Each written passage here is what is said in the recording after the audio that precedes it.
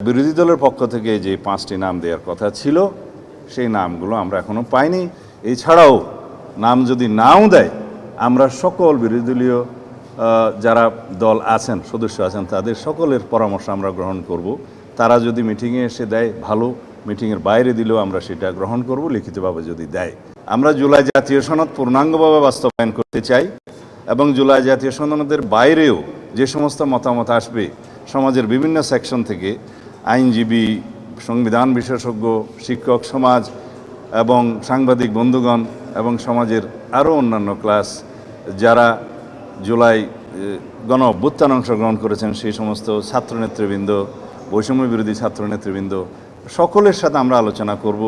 আমরা বিচারপতিদের সাথে আলোচনা করব, আমরা সুপ্রিম কোর্ট আইনজীবীদের সাথে আলোচনা করব। এইভাবে আমরা সমাজের সকল সেকশনের সাথে আলোচনা করে তাদের মতামত নিয়ে জুলাই জাতীয় সনদ বাস্তবায়ন করব এবং জুলাই জাতীয় সনদের বাইরেও সমাজের যে সমস্ত প্রত্যাশা আছে থাকবে সেই সমস্ত বিষয়গুলো অ্যাড্রেস করব।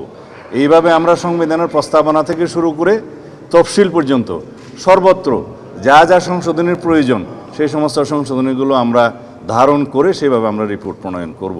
তারপরে বিল যখন আসবে, সংবিধান সংশোধনী বিল, পার্লামেন্টে আলোচনা করে আমরা সমঝোতার ভিত্তিতে সেই সংশোধনীটা গ্রহণ করতে চাই। যে সংশোধনী জনপ্রত্যাশা পূরণ করবে, বাংলাদেশের এই নবযাত্রা এবং রাষ্ট্র কাঠামোর যে আমরা বিবর্তনমূলক কার্যে যাচ্ছি এবং রাষ্ট্র কাঠামোর যে গণতান্ত্রিক সংস্কার আমরা করতে চাই, সেগুলো সবগুলো আমরা এখানে অ্যাড্রেস করব, ধারণ করব, যেটা আমাদের প্রতিশ্রুতি ছিল, আছে। এই পর্যায়ে আমরা বলেছি কাদের সাথে আমরা আলোচনা করব এবং দিন তারিখগুলো এবং তাদের তালিকা নির্ধারণ করে আমরা আলোচনা করব। বিরোধী দলের পক্ষ থেকে যে 5টি নাম দেওয়ার কথা ছিল সেই নামগুলো আমরা এখনো পাইনি। আমি আশা করি তারা হয়তো অনুধাবন করবেন, এক পর্যায়ে তারা হয়তো তাদের নাম দিবেন এবং তাদের সাথেও আমরা আলোচনা করব। এছাড়াও নাম যদি নাও দেয়, আমরা সকল বিরোধী দলীয় যারা দল আছেন, সদস্য আছেন, তাদের সকলের পরামর্শ আমরা গ্রহণ করব। তারা যদি মিটিংয়ে এসে দেয় ভালো, মিটিংয়ের বাইরে দিলেও আমরা সেটা গ্রহণ করব, লিখিতভাবে যদি দেয়। তো এইভাবে আমরা একটা গ্রহণযোগ্য সংশোধনী আনতে চাই এবং জনপ্রত্যাশা সব কিছু আমরা ধারণ করতে চাই। সবার সাথে আলাপ আলোচনা করে আমরা সেই রিপোর্টটা প্রণয়ন করতে চাই। অলওয়েজ আমরা স্বাগতম জানাব। কমিটির সামনে চ্যালেঞ্জ নেই, আমাদের প্রত্যাশা আছে। আমরা সবার সাথে আলোচনা করতে চাই, এটাকে আমি চ্যালেঞ্জ বলতে চাই না। যেহেতু আমরা উদার এবং ওপেন, আমরা সবার কথা শুনব। এত বড় একটা ছাত্র গণ অভ্যুত্থান সংগঠিত হলো, জাতির প্রত্যাশা অনেক, শহীদের আকাঙ্ক্ষা ছিল, সেই প্রত্যাশা এবং আকাঙ্ক্ষা অনুযায়ী আমাদেরকে এই বাংলাদেশ বিনির্মাণ করতে হবে, গণতান্ত্রিক ধারাকে শক্তিশালী করতে হবে এবং এই শক্তিশালী গণতান্ত্রিক ব্যবস্থাকে যদি আমরা ধারণ করতে চাই, সংবিধানই প্রথম আমাদেরকে সব কিছু কন্টেইন করতে হবে, ধারণ করতে হবে।